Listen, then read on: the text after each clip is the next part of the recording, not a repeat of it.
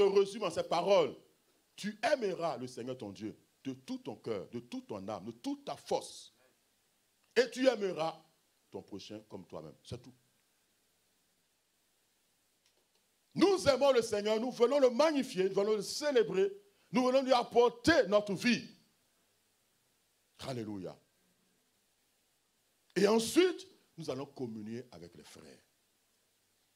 Oh, qu'il est doux et agréable pour des frères de demeurer ensemble. Car c'est là que Dieu envoie la bénédiction. Donc c'est vrai, c'est bien d'adorer le Seigneur, mais c'est aussi bon que nous puissions communier avec les uns les autres. Maintenant, ça veut dire quoi? Communier avec les frères et sœurs. Ça lui prend le temps quand même de dire bonjour. Voyez, on a commencé par dire bonjour. À la fin du culte, c'est bon de parler un peu ensemble, d'échanger. C'est ça la communion fraternelle. Voyez, s'intéresser à l'autre. Est-ce qu'il a un besoin? Comment est-ce que je puisse l'aider? Alléluia. Mais c'est de cette communion que naît cela. Alléluia. Parce que nous sommes potentiellement la solution de Dieu pour quelqu'un. On dirait que vous n'avez pas compris. Hein. J'aurais dit que nous sommes potentiellement la solution de Dieu pour quelqu'un.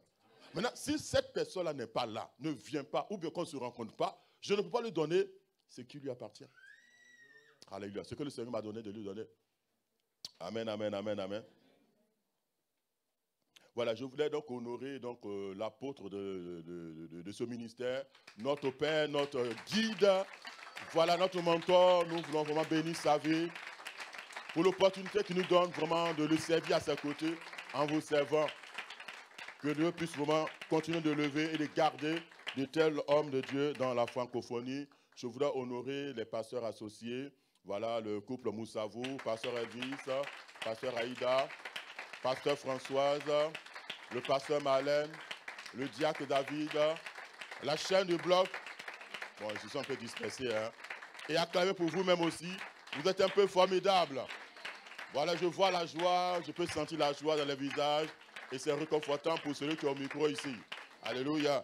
Bon, parce que vous me regardez comme ça. Bon, ça ne va pas m'inspirer, quoi. Ouais, ça ne va pas m'inspirer. Alléluia. Amen, amen, amen, amen. Donc, nous sommes dans le mois, donc c'est un nouveau mois, hein.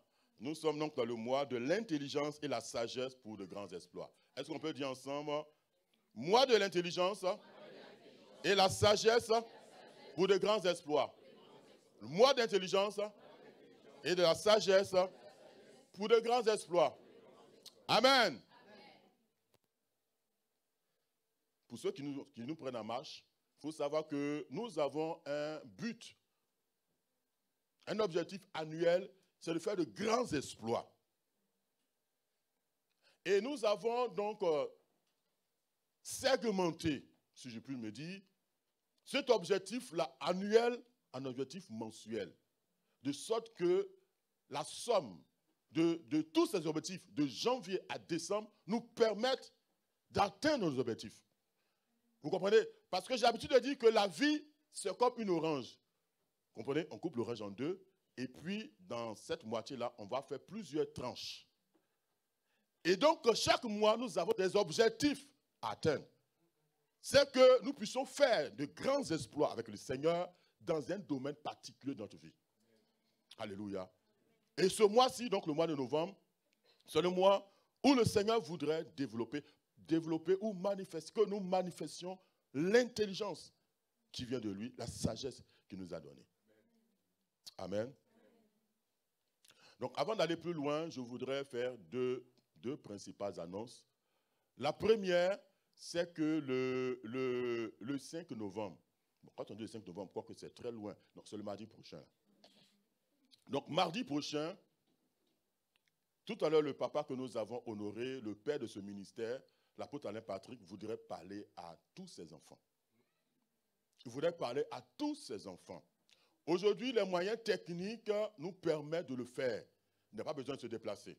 Il y a un temps, il se déplace, en tous les cas, il viendra ici à Rennes, il part à Brest, il part à Lyon, mais il y a un temps, il a besoin de rester à la maison et puis de parler à tout le monde, à la fois. Alléluia. Donc, ce mardi-là, à partir de 20h, que nous puissions tous nous connecter. Voilà, on a quand même au moins un téléphone portable, on a une tablette, on a un ordinateur portable à la maison. Voilà, aujourd'hui, il y a la couche à la maison. Alléluia. Maintenant, si tu n'as pas ça, tu peux joindre quelqu'un, un frère, voilà, et puis vous allez ensemble vous connecter.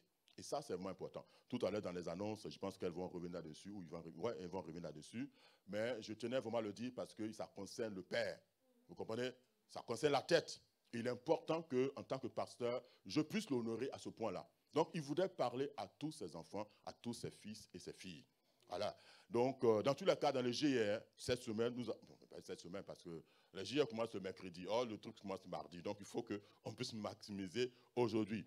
Voilà. Dans tous les cas, les responsables de réseau vont vous contacter pour que chacun soit vraiment connecté. S'assurer que tous les membres de nos réseaux soient connectés. C'est vrai qu'il y en a qui ne vont pas dans les réseaux. C'est pour ça que ce matin, j'insiste là-dessus.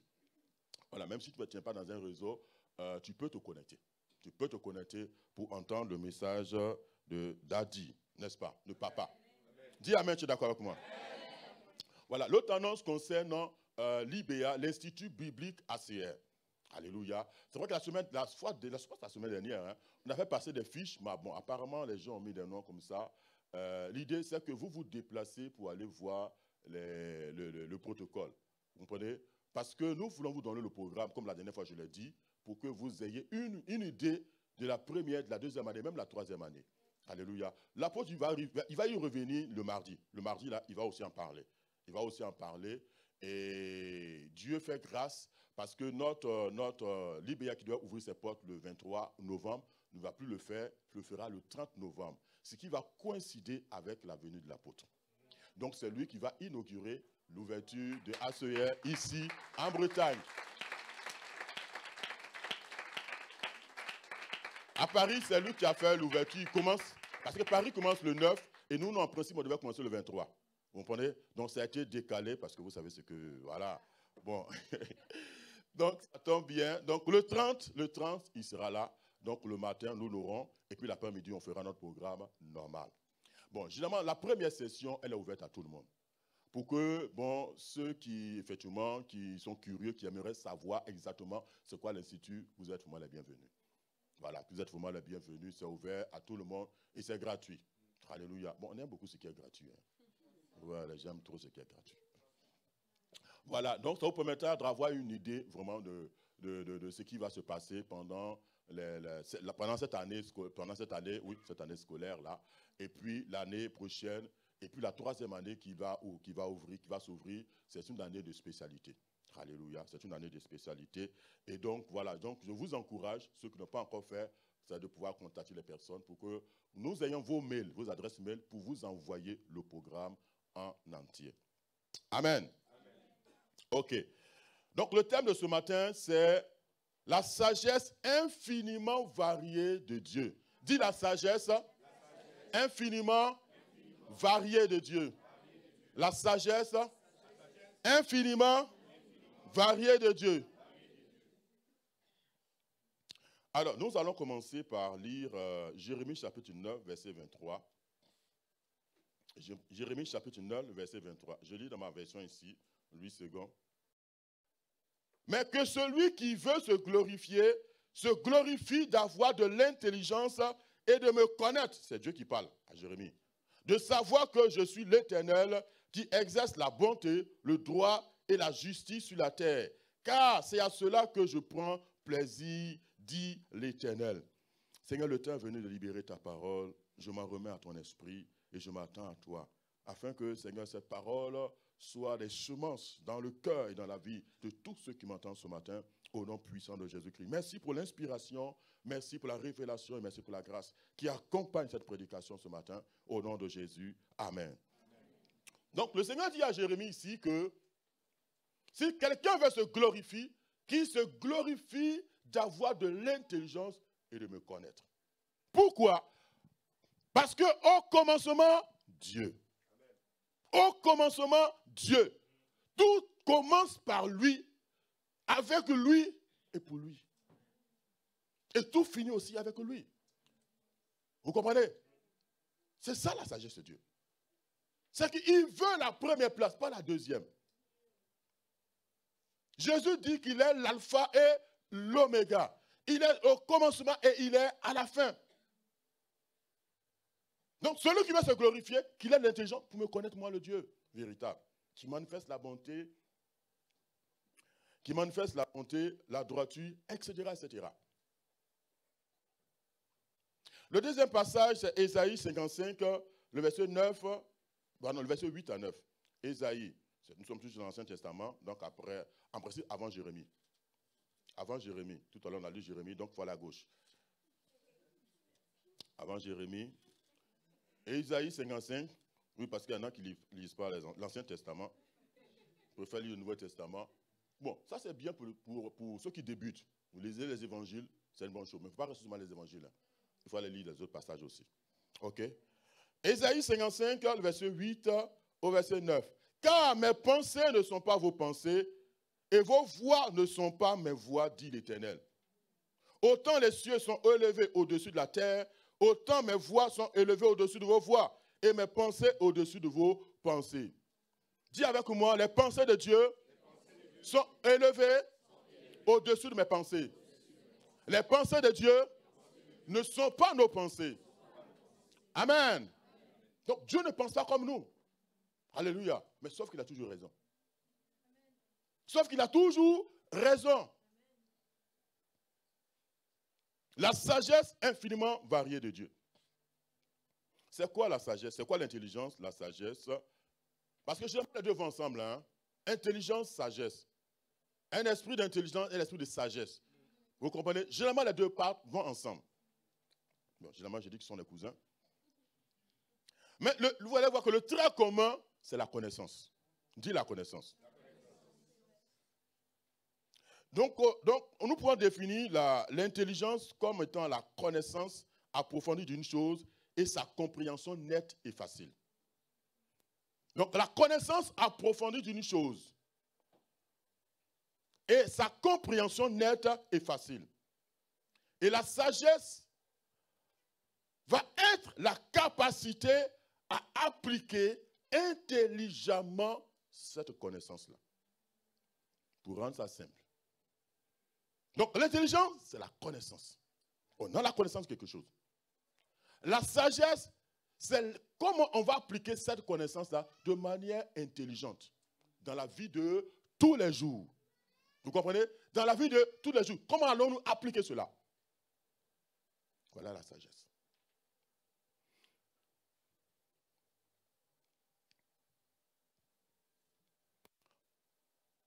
Le Seigneur voudrait que l'intelligence qu'il nous donne nous pousse à le chercher premièrement et ensuite à le connaître. Parce que la vérité, nous ne finirons jamais de connaître le Seigneur. Nous ne finirons jamais. La Bible dit que nous connaissons en partie. Donc l'intelligence voudrait qu'on cherche Dieu d'abord. En toute chose, c'est d'abord lui. En toute chose, c'est lui. Et vous allez voir, à travers les exemples que je vais donner, dans tous les domaines. Dans tous les domaines. Dans tous les domaines. C'est pourquoi je vais parler de sagesse infiniment variée. Il y a toutes les couleurs. Il y a du rouge, il y a du bleu, il y a du blanc, il y a du noir, il y a du vert, etc. 1 Corinthiens chapitre 1, c'est le plus long passage qu'on va lire. 1 Corinthiens chapitre 1, à partir du verset 18 jusqu'au verset 30.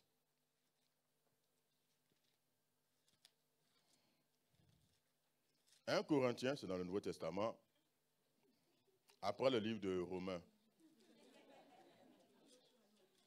Comment? Tu connais? Je pense qu'à l'IBA, j'avais un chant qu'on chante pour retrouver tous les livres de la Bible. Bon, il y en a qui le connaissent, il y en a qui ne le connaissent pas. Mais enfin, il faut prendre l'habitude de lire. Si vous prenez l'habitude de lire, de fouiller leur Bible, vous saurez qu'il ne faut pas aller chercher 1 Corinthiens dans le livre des Nombres là-bas ou Exode. Donc, 1 Corinthiens chapitre 1, nous lisons à partir du verset 18. Car la prédication de la croix est une folie pour ceux qui périssent. Mais elle est pour nous qui sommes sauvés. Elle est pour nous qui sommes sauvés. Elle est une puissance de Dieu. Dis puissance de Dieu.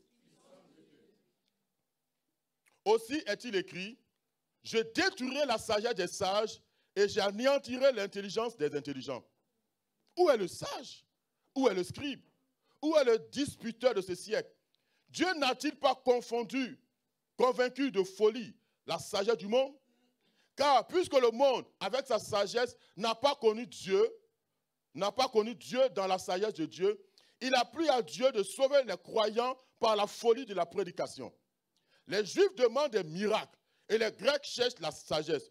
Nous, nouvelle création, nous prêchons Christ crucifié, scandale pour les Juifs et folie pour les païens. Mais puissance de Dieu et sagesse de Dieu pour ceux qui sont appelés, tant Juifs que Grecs. Car la folie de Dieu est plus sage que les hommes et la faiblesse de Dieu est plus forte que les hommes. Considérez, frères, que parmi vous qui avez été appelés, il n'y a ni beaucoup de sages selon la chair, ni beaucoup de puissants, ni beaucoup de nobles. Verset 27. Mais Dieu a choisi les choses folles du monde pour confondre les sages. Dieu a choisi les choses faibles du monde pour confondre les fortes. Et Dieu a choisi les choses viles du monde, celles qu'on méprise, celles qui ne sont point, pour réduire à néant celles qui sont, afin que nulle chair ne se glorifie devant Dieu. Or, c'est par lui que vous êtes en Jésus-Christ, lequel de par Dieu a été fait pour nous sagesse, justice et sanctification et rédemption. Point. Amen. Il est long, mais c'est bon. Nous sommes là pour lire la parole de Dieu, pour écouter la parole de Dieu. Dis Amen. Amen. Donc ici, il s'agit de la sagesse infiniment variée de Dieu, mais qui est un scandale pour les Juifs et une folie pour les païens. En fait, la croix, quand on dit scandale pour les Juifs, parce que pour un Juif, mourir sur une croix, c'est une malédiction. Mourir sur une croix, c'est une malédiction. En fait, c'est ceux qui sont maudits qu'on met sur la croix. Vous comprenez? Quand quelqu'un maudit, c'est lui qu'on prend sur la croix. Donc, le fait que Jésus meure sur la croix, mais c'est un scandale pour eux. Vous comprenez? C'est un scandale. Et vous savez que quand on parle de la philosophie, est son origine de la Grèce, hein, les grands philosophes sortent de là. Hein, pour ceux qui ont fait le cours de terminale, première, rappelez juste ça. Donc, pour ces grands penseurs, ce n'est pas possible que quelqu'un, en mourant sur une croix, va sauver ma vie, va changer ma vie. Mais c'est de la folie. On ne peut pas accepter ça, on ne peut pas comprendre ça. Voici le raisonnement. Parce qu'il s'agit de la croix. Or, la croix est un lieu d'échange, vous comprenez? Un lieu d'échange, un lieu de rencontre. C'est le plus grand autel que Dieu a élevé sur la terre. Parce que depuis la Genèse, il y a eu des autels qui ont été faits. Noé a fait un autel. Abraham a fait un autel. Isaac a fait un autel. Jacob, etc., etc. Des autels. Un autel, c'est une élévation de pierre, de bois, sur lequel on va mettre un animal qu'on va immoler, mais qui va nous permettre d'entrer en communication ou en communion avec une divinité. Vous comprenez? Avec une divinité. Non, ce n'est pas rien. Quand on parle d'autel, ce n'est pas rien. Non, ce n'est pas pour faire joli, ce n'est pas une décoration, ce n'est pas la décoration. Hein. Non. C'est pour entrer en contact avec une divinité. Mais pour résoudre le monde de l'humanité, Dieu va aussi apporter un autel. Mais c'est le plus grand et le plus élevé de cet autel-là. C'est la croix de Christ. C'est la croix de Christ. Mais cette croix, comme je l'ai dit, est un scandale pour les Juifs et une folie pour les païens. Et particulièrement pour les Grecs, parce que Paul s'adressait aux Grecs ici, il parlait aux Grecs là. C'est pas possible, quelqu'un qui meurt, son sang est racheté, mais vous parlez de quoi? Mais c'est bizarre. On ne comprend pas. Mais effectivement, pour celui qui n'est pas né de nouveau, mais c'est bizarre votre truc-là. C'est quoi? Moi, je n'ai pas besoin de Jésus, je n'ai pas besoin de sauver. Ma vie, je me sens bien comme ça. Vous comprenez? Mais la Bible dit que c'est la puissance de Dieu. Dis c'est la puissance de Dieu. C'est la puissance de Dieu. Qu'est-ce que l'évangile? Paul répond, c'est la puissance de Dieu pour le salut de quiconque croit, premièrement du juif, ensuite du grec. C'est la puissance de Dieu. Donc à la sagesse de Dieu se rattache la puissance de Dieu. Se rattache à la puissance de Dieu. Parce qu'on ne peut pas parler de sagesse de Dieu sans puissance de Dieu. Non, ça n'est pas possible. Parce que tout ce que Dieu fait est surnaturel. Tout ce que Dieu fait est anormal. Ce n'est pas normal, ce n'est pas juste. Vous comprenez? C'est bizarre. Mais c'est ça la sagesse de Dieu. C'est pour cela que c'est une folie pour ceux qui périssent, pour les païens. Et c'est la puissance de Dieu pour nous qui croyons. Donc la sagesse de Dieu, c'est la puissance de Dieu. C'est la puissance de Dieu. C'est la puissance de Dieu. Maintenant, comment elle va se manifester? La Bible dit dans Éphésiens chapitre 6, versets 18 à 19, « Faites en tout temps par l'Esprit toutes les sortes de prières et veillez-y avec une entière persévérance. » Verset 19 a dit « Priez pour moi, Paul. » Paul dira les prier pour lui. Et le Romains chapitre 8, verset 26, qui dit que l'Esprit, nous ne sommes pas ce qui convient de demander dans la prière, mais pas des soupirs inexprimables. Vous comprenez? C'est-à-dire que devant une situation donnée, je ne peux pas dire que je sais comment prier. Ce n'est pas vrai. Si je dis que je sais prier, en fait, c'est la routine religieuse qui m'inspire. Mais sinon, ce n'est pas vrai. Parce qu'on croit qu'à force de, donc ça devient la règle. Non, le Saint-Esprit n'est pas ça. L'humilité, c'est que Seigneur, ce cas, je ne sais pas. C'est toi ceux qui connaissent l'histoire de cette personne. Donc, comment? Quel est le type de prière approprié? Le bon type qu'il faut faire pour que la solution soit envoyée dans sa vie. C'est lui qui nous dira. C'est pour ça que je dis qu'au commencement, Dieu. Donc, tu ne peux pas t'engager même dans la prière sans le Saint-Esprit. Sans la connaissance. C'est lui qui va te guider. Qui te dira comment prier. Comment prier. Parce qu'il y a plusieurs types de prières. Alors que si c'est la repentance qui était la bonne prière, enfin, c'est par là qu'il fallait commencer. Toi, tu commences par l'intercession, tu vas perdre ton temps. Tu perdras ton temps. Alléluia, tu perdras ton temps. Je vous ai déjà expliqué ici, je vais déjà rendre ce témoignage à plusieurs reprises, qu'il y avait un frère, donc, bon, il n'a pas de papier. Et, bon, c'est vrai qu'on était dans la même maison, mais je ne savais pas effectivement qu'il était dans cette situation-là. Jusqu'au moment où on s'est retrouvés un jour à 3, on a dit qu'on allait prier ensemble. Parce que, bon, il voulait vraiment sortir de cette situation-là. Et on a commencé par prier, donc à intercéder, tout ça. Et puis l'Esprit me dit avortement. Donc il lui pose la question, frère, tu as fait faire, parce qu'un homme ne fait pas d'avortement, un homme n'avorte pas. Donc il dit, tu as fait faire des avortements. Il me dit, oui. Il dit, ah, le problème est là. Le problème est là. Le problème est là. Et comme c'est là le problème, donc le type de prière qui convient, c'est la repentance. Si on saute ça pour aller faire toute autre prière, ça ne marchera pas. Ils ont pris des avocats, ça ne marchera pas. Donc le bon type, c'était ça. Mais comment avoir ça? Ce n'est pas l'esprit. C'est pour ça que nous commençons par lui et avec lui.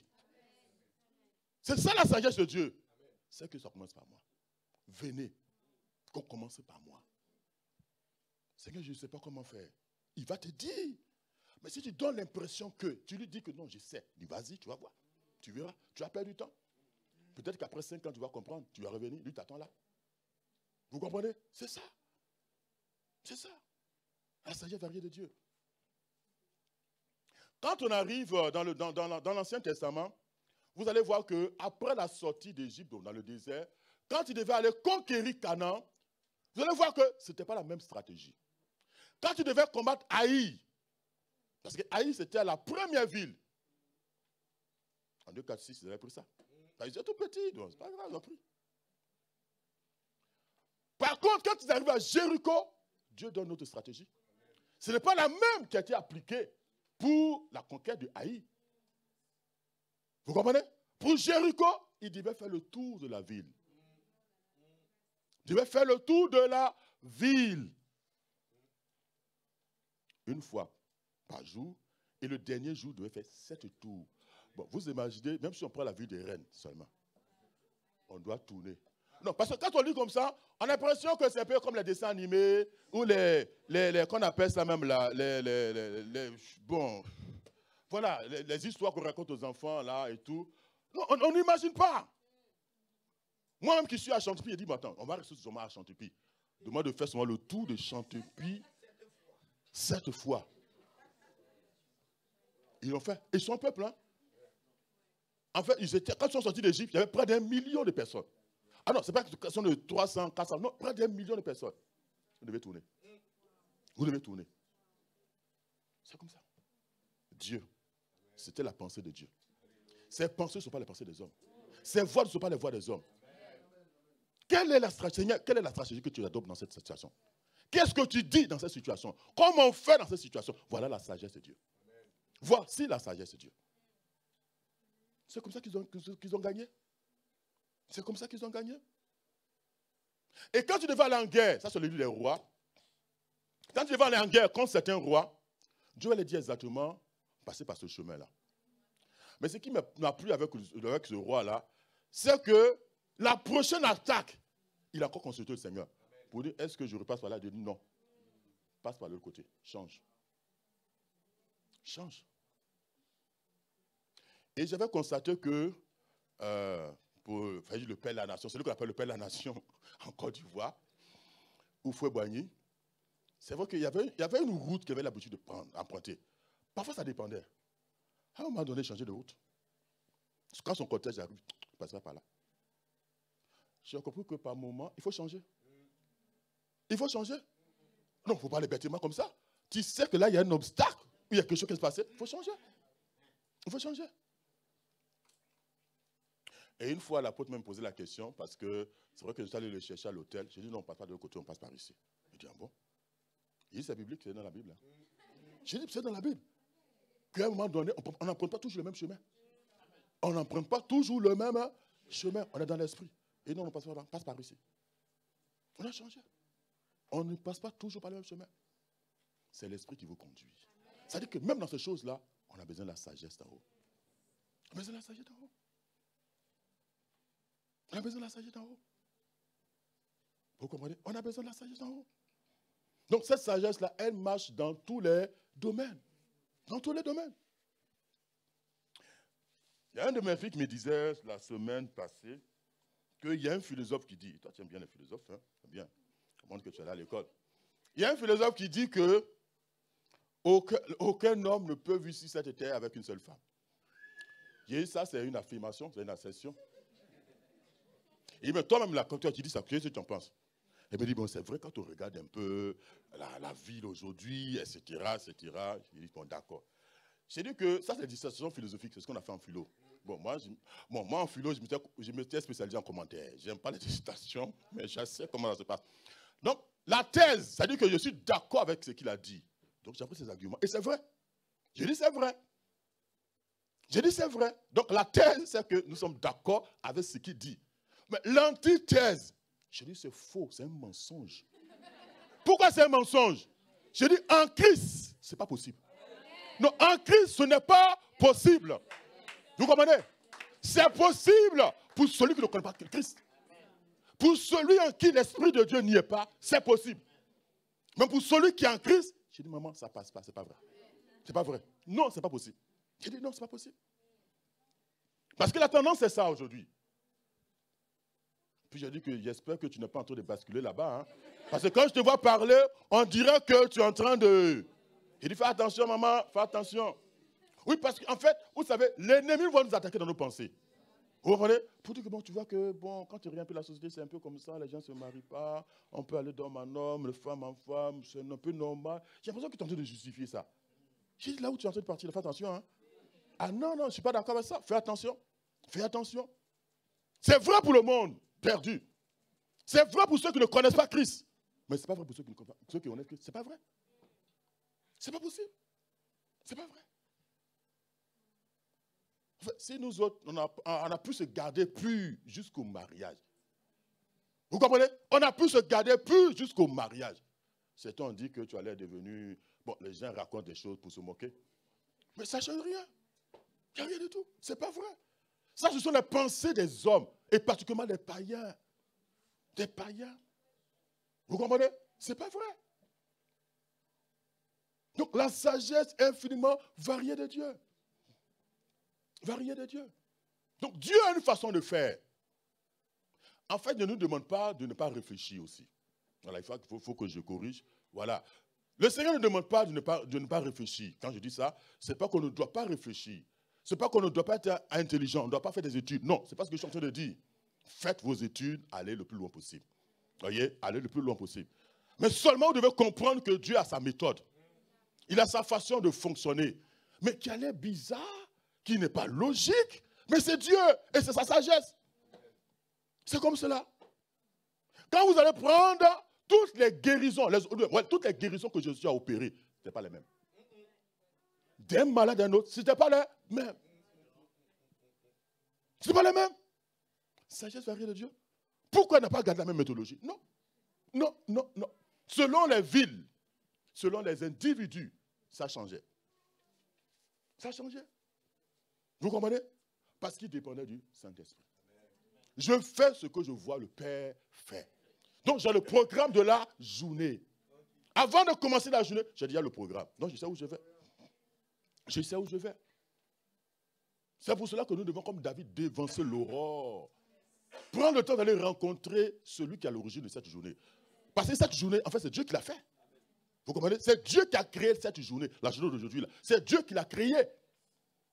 Et il sait exactement la vie de chacun de nous par rapport à cette journée-là. Et donc, du coup, par rapport à cette journée-là, il est bon de nous connecter à lui. Pour qu'il puisse nous conduire dans son programme à lui, pas dans le nôtre. C'est ça la sagesse de Dieu. Parce qu'effectivement, chacun a un programme. Je ne dis pas qu'il ne faut pas planifier. Non, ce n'est pas ce que je suis en train de dire. C'est-à-dire qu'on va chercher le plan de Dieu. On va chercher le plan de Dieu pour notre vie dans la journée. Pour notre vie dans la journée. Oui, à un moment donné, c'est-à-dire que de notre communion avec l'Esprit de Dieu, à un moment donné, les pensées de Dieu vont s'allier à nos pensées. C'est-à-dire qu'on va penser comme Dieu. On va penser comme Dieu. Parce qu'on est tellement, unis à lui. C'est-à-dire les pensées de nos cœurs sont les pensées de Dieu. Les pensées de nos cœurs sont les pensées de Dieu. Du coup, en fait, on a le même programme. On a le même programme. Mais ça, c'est un degré d'intimité et de relation avec lui. C'est un degré d'intimité et de relation avec lui. Pour que son programme devienne le nôtre. Et on ne se plaint pas. On ne se plaint pas. Alléluia. Même si dans ce programme, il y a eu irruption, il y a eu une intervention bizarre, la même manière cette intervention bizarre est venue, elle va repartir. Elle va repartir. Alléluia. Elle va repartir. Dans tous les cas, avant que le jour ne commence, le Seigneur savait ça. Et parce que nous sommes connectés, on a eu le temps de prier, de régler la chose spirituellement. De régler la chose spirituellement. C'est pour ça que les prières matinales sont très importantes. Parce que ça vous permet d'entrer spirituellement dans la journée, d'anticiper sur les événements, d'anticiper sur les rencontres que vous allez faire. Parce que parfois, l'ennemi va vous envoyer des personnes pour vous détruire. Pour vous détruire, pour vous faire du mal. Pour vous détruire. Vous comprenez? Et si vous ne prenez pas votre disposition, vous êtes mal barré. Vous aurez des sérieux problèmes. Vous aurez des sérieux problèmes. Et ça, c'est important. Donc, la sagesse infiniment variée de Dieu, c'est que l'on se connecte à lui. On se connecte à ses pensées. Pour laisser ses pensées s'accomplir. Pour laisser son plan pour la journée s'exécuter dans notre vie. Ça, c'est important. Ça, c'est important. Donc, tout à l'heure, j'ai pris l'exemple du mariage, l'exemple de la prière, la vie du chrétien. Mais pareil, si on va dans les autres domaines, vous allez voir, si on prend le domaine des études, parce que nous avons des étudiants ici, on remet tout entre les mains du Seigneur. Ne vous croyez pas sage ou intelligent. Alléluia. J'ai la pensée d'un prêtre catholique qui disait que quand on a un examen, c'est d'étudier de tout notre cœur, de toute notre force, comme si le résultat dépendait de nous. Et de prier comme si le résultat dépendait de Dieu. Il faut un équilibre. Il faut l'équilibre. C'est parce que c'est le Saint-Esprit que j'étudie plus mes leçons. Frère, tu as menti. Hein. Sœur, tu as menti. Il faut étudier. Il faut étudier. Il faut étudier. Il faut étudier. Parce que si tu n'étudies pas, comment le Saint-Esprit va te rappeler? Non, pareil que la Bible, hein? Pareil que la Bible. Quand tu as étudié, il peut arriver que tu oublies. Mais quand tu es sur ta copie, Saint-Esprit Là, je comprends. Est-ce que tu peux me rappeler? Ramène-moi. Je ne comprends pas. Explique-moi. Ramène. Il va dire ramener. Ça va venir. Ça va venir. Vous comprenez? Ça va venir. Donc cet esprit, ce n'est pas seulement pour des choses spirituelles comme nous faisons l'habitude de faire la prière, tout. Mais même dans notre vie courante, on a besoin de lui. On a besoin de lui. On a besoin de lui. Donc, quels que soient les examens, les concours, que ce soit même le code de la route, on a besoin de l'Esprit de Dieu. Mais il faut étudier auparavant. Non, parce qu'il ne faut pas me faire dire ce que je n'ai pas dit. Hein. Je n'ai pas dit qu'il ne faut pas étudier, il faut connaître. Non, non, il faut étudier. Au contraire, il faut étudier. Il y a un temps pour étudier, puis il y a un temps pour prier. Alléluia. Il y a un temps pour étudier, il y a un temps pour étudier. Maintenant, il y a un temps aussi pour s'organiser. Enfin, il faut organiser cela. Pour qu'il y ait un temps pour faire chaque chose. Vous comprenez? Ça, c'est important de le comprendre. Ça, c'est important de le comprendre. La sagesse de Dieu va se manifester aussi dans la manière dont nous allons dispenser les choses. Je vais m'expliquer. C'est-à-dire que l'Esprit de Dieu va vous donner une parole, un message pour quelqu'un. Ou aller rencontrer quelqu'un. Mais déjà, il faut prier qu'il dispose le cœur de cette personne-là. Parce qu'il m'a envoyé, oui, il t'a dit, va dire à X. Ok, va lui parler. Donc, on a reçu un ordre. Un. Maintenant, en fait, il attend qu'il y ait une communion avec nous. Il y a une intimité. Je dis, Seigneur, c'est toi qui m'envoies. D'accord. Mais comment je fais? Comment je fais? Comment je vais transmettre ce message-là? Comment je vais le faire? Parce que le but, ce n'est pas de détruire. Vous comprenez? Bon, il y en a qui n'attendent pas.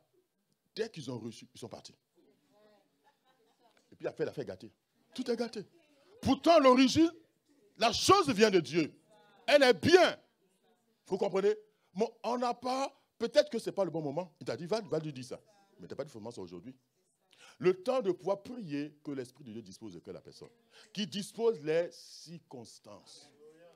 Vous comprenez? Vous comprenez? Parce qu'on peut, selon les jours, selon les moments, à un moment, on n'est pas disposé à recevoir certaines choses. Même si c'est la parole de Dieu. Vous comprenez? Le cœur n'est pas disposé. Parce qu'en temps, il y a un événement qui est venu, il y a une semence qui a tout semé dans notre cœur. Qui fait que soit on a la peur, soit on est triste, soit on est autre. Vous comprenez? Donc, en ce moment-là, si Dieu me livrait notre colis, je ne vais pas bien le recevoir. Mais ça, c'est aussi la sagesse de Dieu. C'est aussi la sagesse de Dieu. Ça veut dire que quand on va parler à quelqu'un, nous faites très attention. La Bible dit que même quand tu vas reprendre quelqu'un qui est en faute, même quand quelqu'un est en faute, que tu vas le reprendre, parce que la Bible dit que si ton frère a péché, va vers lui et pas lui, n'est-ce pas? Mais même là, il y a la parole dit que celui qui croit être debout prenne garde de tomber. Ça veut dire que tu dois faire attention à la manière dont tu vas parler à la personne. C'est vrai qu'elle a faute aujourd'hui, elle est tombée. Mais ce n'est pas pour cela que nous devons nous tenir dans l'orgueil. Vous comprenez? Que moi je suis un super chrétien, je suis un super... Non, non, non, non, non, non. Nous devons parler avec humilité et dans l'amour. Avec humilité et dans l'amour. Parce que si tu ne le fais pas, Dieu est capable de corriger toi-même. Et vous allez voir que dans la Bible, dans l'Ancien Testament, Dieu va utiliser Nebuchadnezzar, donc le Babylonien, pour donner une correction à Israël. Oui, une correction. Parce que le peuple a pratiqué ce qu'on appelle la prostitution spirituelle, c'est-à-dire a abandonné l'éternel Dieu pour aller après d'autres dieux. Et ça crée la colère du Seigneur. La colère de Dieu. Donc, qu'est-ce que Dieu fait? Il prend un païen pour te corriger. Ah, mais ça fait mal. Hein? Ça fait mal. Ça fait mal. Mais sauf que celui-ci, à un moment donné, a commencé à avoir des ailes. Les ailes ont commencé à pousser. Vous comprenez? Il a fait avec orgueil. Donc, quand la correction est terminée, le Seigneur l'a récupéré aussi. Dieu envoie aussi des sévères jugements au roi et à sa nation. Parce que tu ne l'as pas fait avec humilité. Vous comprenez? Donc, oui, le Seigneur peut nous envoyer. Mais après, il peut se retourner contre nous. Parce qu'il ne t'a pas demandé de parler comme ça. Il m'a demandé de faire ça. Vous voyez? Et parfois, c'est un excès de zèle. On est tellement dans l'excès que ça va nuire. Alléluia. La sagesse infiniment variée de Dieu. Donc, vous faites très attention. Nos pensées ne sont pas les pensées de Dieu. Vous comprenez? Et mieux vous poser la question au Seigneur, de parler avec lui, prendre du temps avec lui. Comment je livre le colis? Comment je fais? Il nous dira. Mais si nous n'entretenons pas cette relation avec lui, ça va être compliqué. Ça va être compliqué. Vous comprenez? Ça va être compliqué. Donc, la sagesse dans tous les domaines.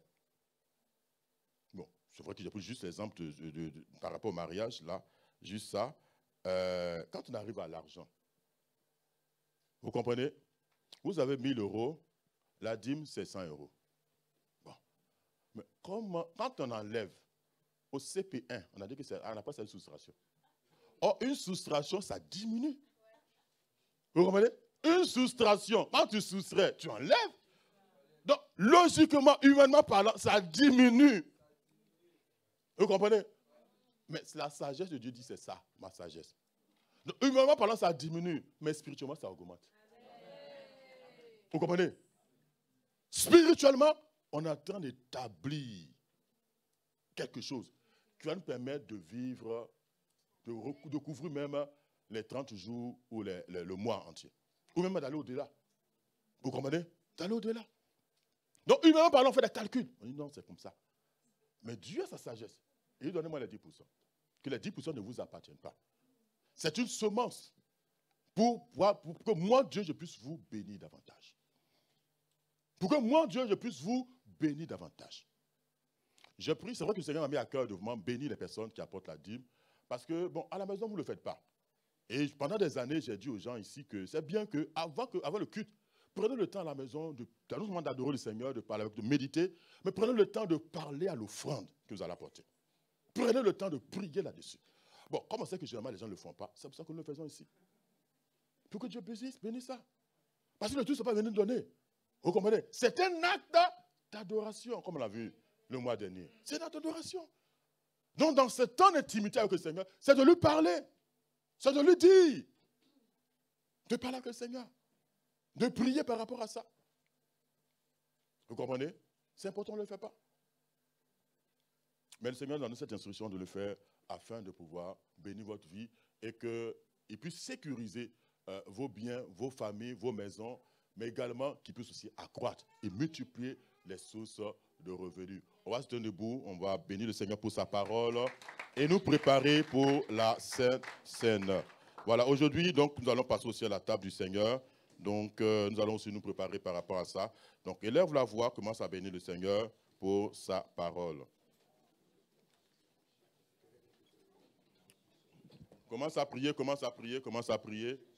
N'attends pas les chantres, n'attends pas ton voisin, commence à prier. Kondaze ketere boshitara mama mama lo koriara shan orobos.